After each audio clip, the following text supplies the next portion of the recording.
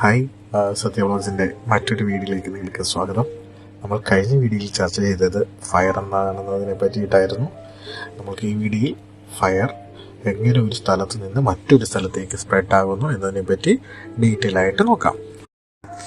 Fire പെട്ടെന്നുണ്ടാകുന്ന ഒരു chemical reaction ആണെന്ന് നമ്മൾ കഴിഞ്ഞ വീഡിയോയിൽ മനസ്സിലാക്കി.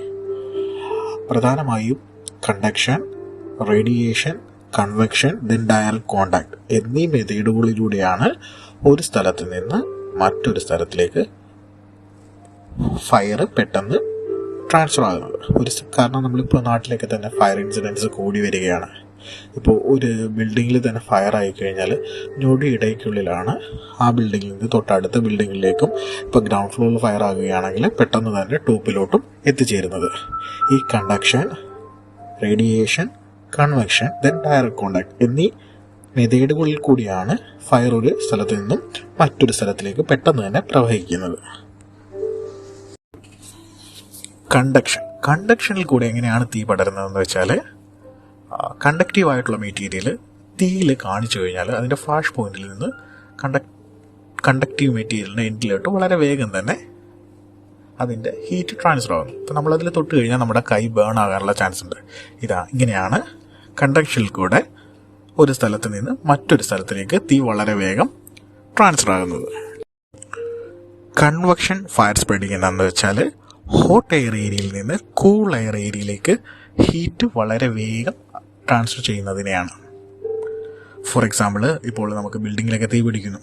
ഇപ്പോൾ ഗ്രൗണ്ട് ഫ്ലോറിൽ ഇൻസിഡൻ്റ് ആയി കഴിഞ്ഞാൽ ബാക്കിയുള്ള ഫ്ലോറുകളിലേക്കൊക്കെ ഞൊടിയിടയ്ക്കുള്ളിൽ തന്നെ പെട്ടെന്ന് തന്നെ ഈ തീ അവിടെ എത്തിച്ചേരുന്നു. അപ്പോൾ കൺവെക്ഷൻ ടെക്നിക്കാണ് ഫയർ സ്പ്രെഡിങ്ങിൽ ഏറ്റവും കൂടുതൽ സ്പ്രെഡ് ആകാനുള്ള കാരണമാകുന്ന ടെക്നിക്ക്.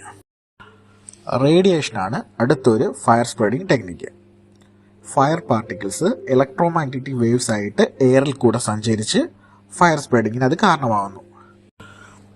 ഉദാഹരണത്തിന്, ചില മാസങ്ങളിലൊക്കെ നമ്മൾ സൂര്യതാപനത്തെ പറ്റിയിട്ടുള്ള വാർത്തകളൊക്കെ വായിക്കാറുണ്ട് പത്രത്തിൽ. സൂര്യനിൽ നിന്നുള്ള അൾട്രാ വയലറ്റ് രശ്മികൾ ഇലക്ട്രോമാഗ്നറ്റിക് വേവ്സ് ആയിട്ട് സഞ്ചരിച്ചു നമ്മളുടെ ശരീരം അതിനെ അബ്സോർവ് ചെയ്യുന്നു.